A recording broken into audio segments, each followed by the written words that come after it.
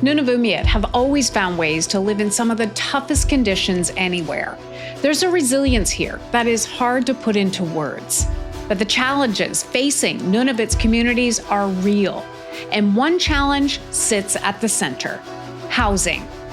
I'm Hannah Thibedeau, and in this episode of The Arctic Edge, we look at what's being done, the strategies, the partnerships, and the people working to build better, one home at a time. Cecil Lyell is the minister responsible for the Nunavut Housing Corporation. She spent most of her career working around housing and homelessness across Inuit lands. She knows the issues, and she doesn't shy away from describing it honestly. It's hard to have a secure Arctic without a secure population. There are a lot of nuances around housing, especially within Nunavut.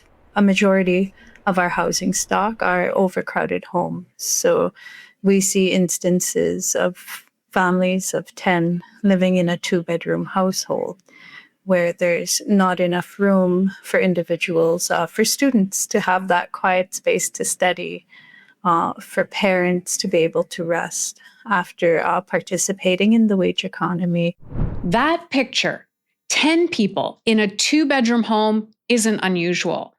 It's a part of daily life for too many families across Nunavut. When the housing is so overcrowded, sometimes there's not enough space within them for everyone to have their own bed. So we hear of instances where family members need to wait until a bed is free for them to sleep. We heard something similar from Albert Netzer, co-CEO of Arctic Fresh Group in Rankin Inlet. Albert spent years as Dean of Trades and Technology at Nunavut Arctic College, and he's seen the effects of this crisis firsthand. I had a student, the man just kept falling asleep during classroom hours, and I was like, man, you got to stay up during class here. What's going on? And he said, you know what? I would stay up, but last night was not my turn to sleep on the bed. That's the reality of Nunavut. It's not his turn to sleep on the bed. A 2-bedroom with 13 people in there.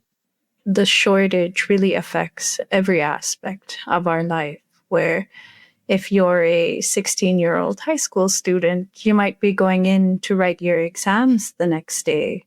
But because you weren't able to have a good night's rest, you weren't able to study, and then you're hoping to come in and maybe attend post-secondary, where you're already having these effects in your high school marks because of your living situation. It carries on throughout your life. So without addressing the needs of housing at that young age, we're seeing the effects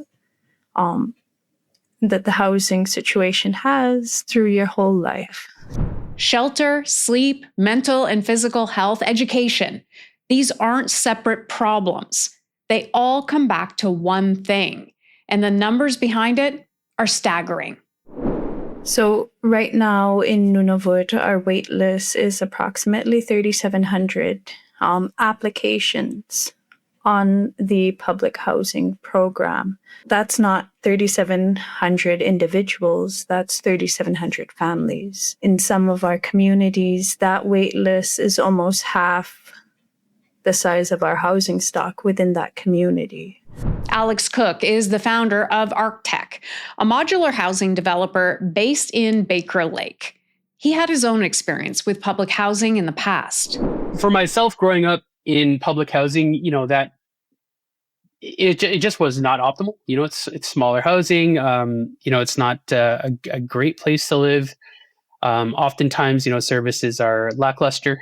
And I just remember, moving to the south for the first time and just kind of really understanding how wide that gap really is, that very wide margin. A lot of the older units especially are really poorly built. So you've got drafts coming in through windows and doors. The buildings themselves are just cold. A lot of the buildings are diesel fired. So, sometimes you're dealing with diesel fumes. Mold, of course, being a really big issue. There's so many issues. It's unfortunate, just houses that were not really built for the Arctic. So when Alex had the resources, he decided to build his own home. But what he found out shocked him.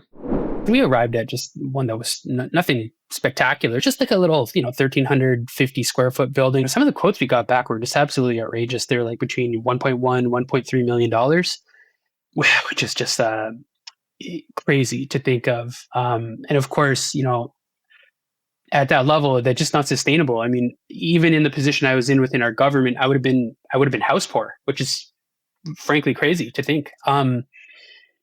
Anyways, it got me thinking, if this is a situation that I'm dealing with, this is a situation that's got to be playing out time and time and time again. And so it started to make a lot more sense to me once I started getting into the space, why we don't see a lot of private home ownership.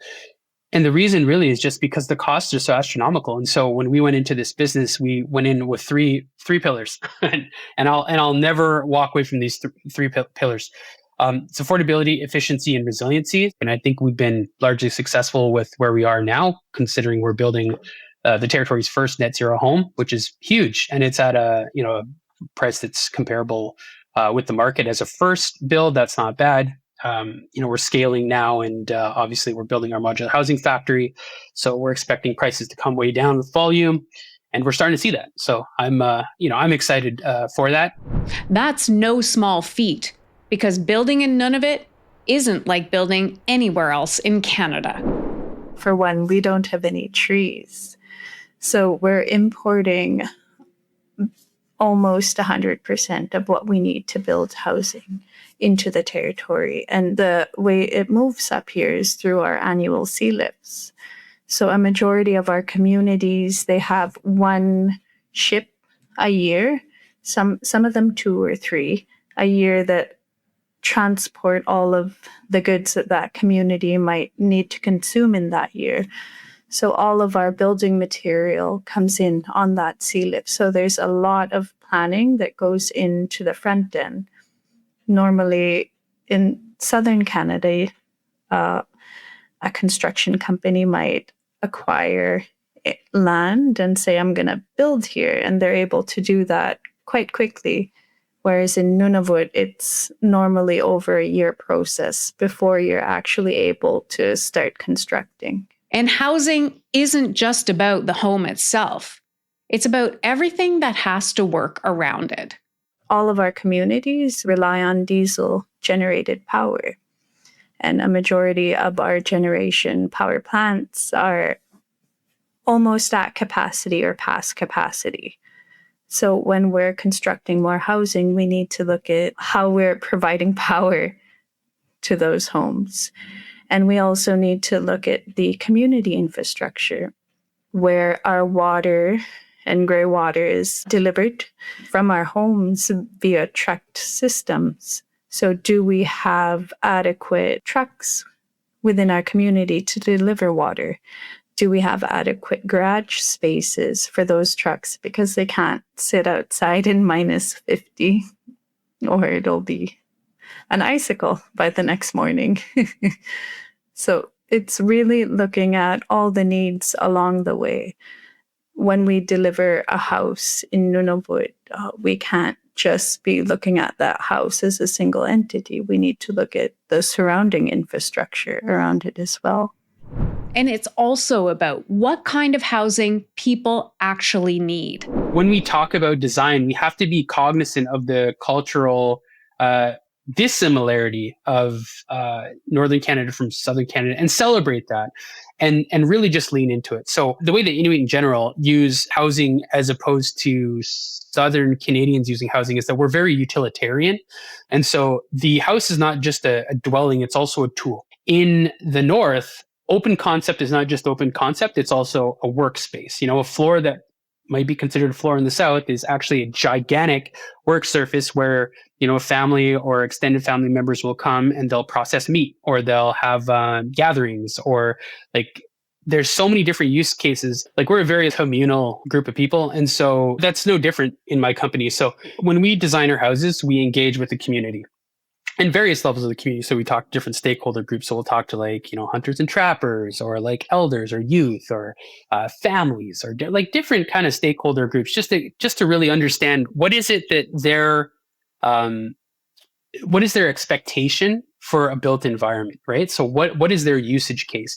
Historically, we've been able to deliver approximately 100 new housing units as a whole across the 25 communities, where this was not addressing our population increase. We were always playing a game of catch up. And then with Igluleo Qatirinyak, or the Nunavut 3000 strategy, we're looking at really filling in those gaps within the housing continuum. So we're not just focused on the public housing program. We're addressing the needs for supports for homeowners. We're looking at the needs of the individual communities for supportive housing. So the shelters, domestic violence shelters. And we're also looking at the need for more affordable rentals. And now, for the first time in our history as a territory, we're a very young territory, but for the first time, we're building in every single Nunavut community at one time. And the strategy isn't just about government doing more. It's about doing it differently with new partners. The recent agreement that we signed with Build Canada Homes, in terms of seeing federal dollars flowing to the Nunavut Housing Corporation, as well as Inuit organizations in Nunavut, that is an exciting development and something that has been worked towards for years. And so that's a really, I think, great example of what we can do working with partners. And it's also a way that we can work to innovate. If we can see more Inuit actually working in manufacturing the modular houses. So we have our first modular housing factory under construction right now in the territory. It's in my home community of Alpha. It's extremely exciting to see that. We need more manufacturing right across the territory. It's part of the way how we're going to improve people's lives. In addition to the factory in Arviat, the doors open for Inuit-owned private businesses like Arctech. Our factory is actually already in Baker Lake, so the kit of parts to build the factory is already here. Our civil work is largely complete. We have about probably 6 or 7 days more of civil work that we have to do when everything thaws out.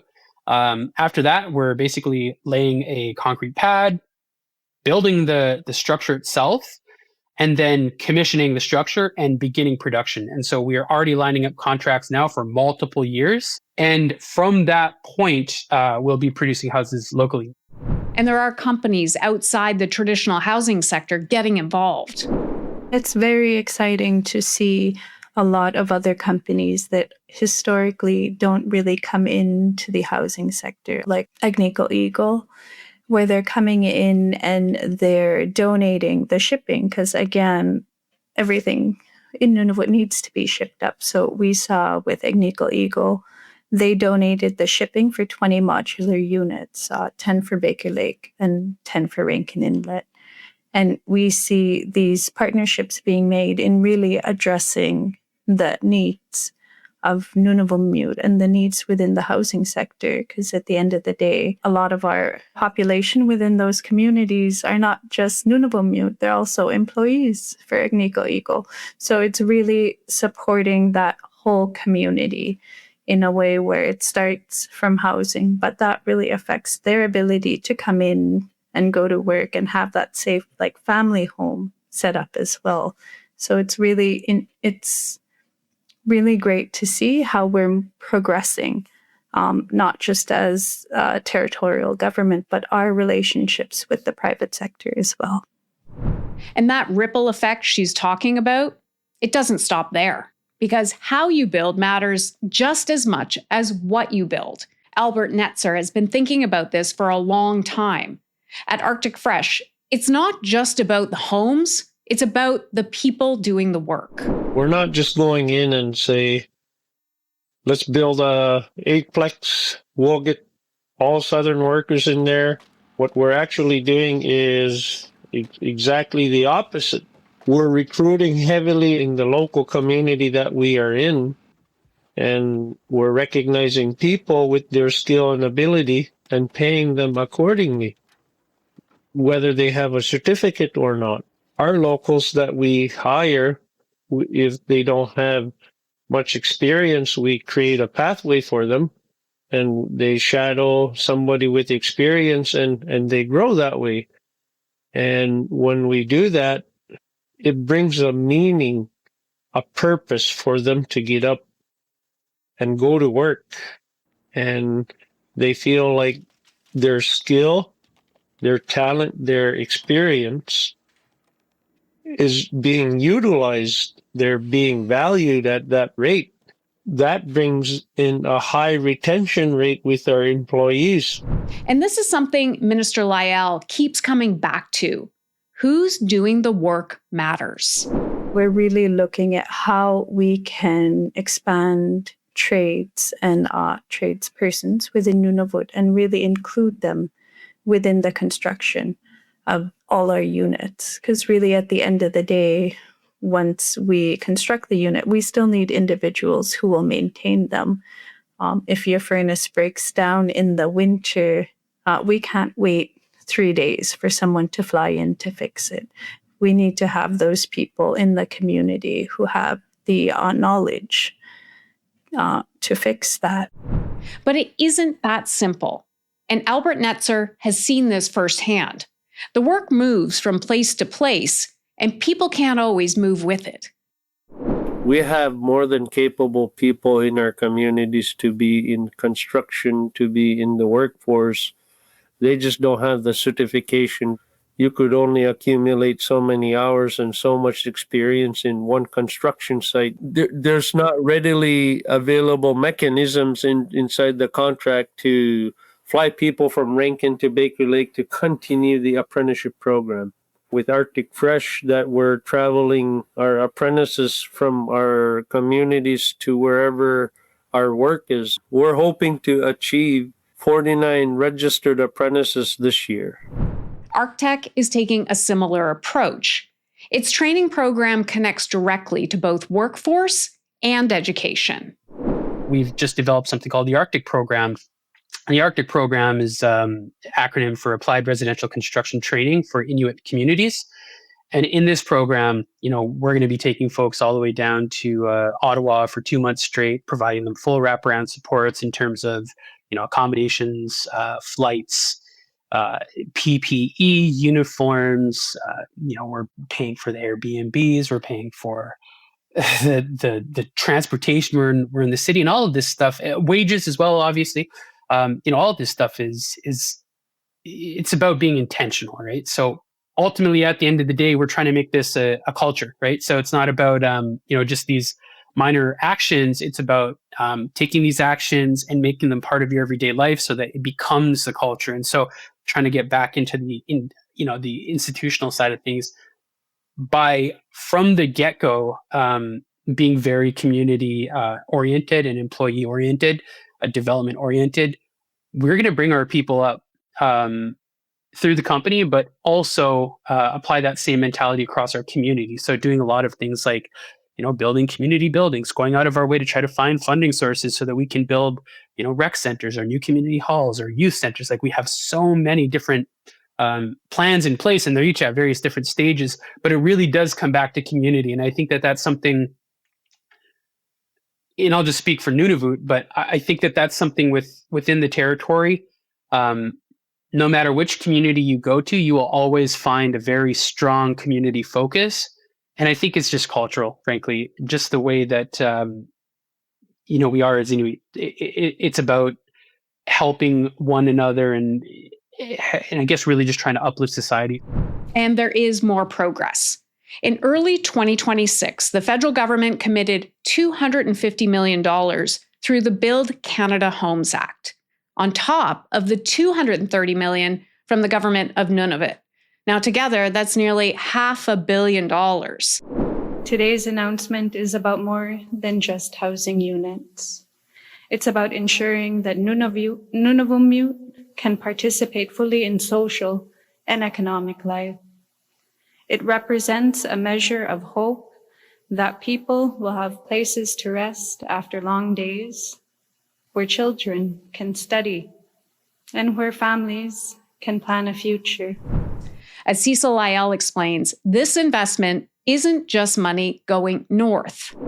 A lot of the time, it's kind of seen as that handout for our territory. And it's not really recognized that when we see an investment of $250 million, like we saw with Build Canada Homes for housing in Nunavut, a majority of that funding will not remain in Nunavut. A lot of it is going to Southern Canadian companies to purchase the materials. A lot of it is going to a workforce that comes up to construct these units and then leaves back to their provinces. So it's really an investment in all of Canada. Through Build Canada Homes and different programs that the federal government is now offering, and really ensuring that these dollars are remaining within Canada. It's an investment felt across the country, and it's building something strong in the north, which raises a larger question too. Does this also feel like an opportunity to invest in Canada in the North sovereignty that isn't simply just defense spending as well? Yeah, it's so important to ensure that we're looking at security and sovereignty through that lens of the individuals and the impacts that our population has had on Arctic security and sovereignty, and really bringing it back to not just looking at the defense infrastructure we might be putting into communities, but how that infrastructure can impact our communities as well. If it's updated marine infrastructure, that will help with our sea lifts. We might be able to bring in more modular units. So it's really that whole wraparound service where we can't have Arctic security without the security of the Arctic peoples. What it really comes down to is people. I'm just really excited to work both with the federal government and Inuit organizations, as well as the private sector companies, and really ensure that we're building plans that encompass every aspect of our communities, and really not just building housing. We're really building the foundation upon which our communities stand, where at the end of the day, if you don't have access to adequate housing, the impacts can be felt in all aspects of your life and continuing forward. So I'm really excited to see each individual new unit come up. The goal is ambitious, and Minister Lyell knows it. With our current plans, it's so important to really bring that back to the impacts that each individual new unit has. And if we don't hit the 3,000 mark, I think it'll be so important to really lay that groundwork. And for Alex Cook, it comes back to this. Even, thousands of years ago when we crossed the land bridge and we started living up here in snow, you don't survive in a snow house by accident. You don't feed your family by accident. Everything is about planning. It's about routing. It's about logistics. And so in that regard, when we talk about, switching to my company, for example, we talk about, planning, construction of materials and everything. Like, this is a natural extension for just how live their lives around intentionality. So, where I think people see a lot of undue hardship, like, oh my God, you have to really, you have to build so hard and you have to plan so hard just to be able to build a house. And like, yeah, but that's not just, that's everything. Indigenous people in general are super resilient people. We face a lot of upward challenges. It's from the loaf of bread you got at the store to the ATV you're using to go hunt a caribou with. Everything requires a great deal of effort to get here, and a construction company is no different. You can't survive in the Arctic without being intentional.